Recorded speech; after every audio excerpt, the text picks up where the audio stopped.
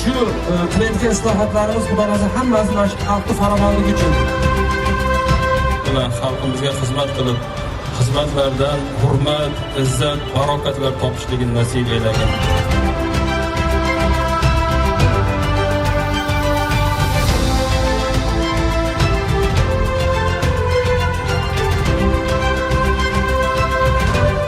Bizni Mahmud Medical klinikamiz 2025-yil 20-fevral kuni ochildik. Bu yerda turli xil xizmatlarni amalga oshiramiz. Ko'p tarmoqli davolash va reabilitatsiya markazi amalga oshirildi. Bu yerda kardiologiya bo'limi, terapiya, pediatriya, ginekologiya, nevrologiya, fizioterapiya, diagnostika, laboratoriya bo'limlari tashkil qilingan.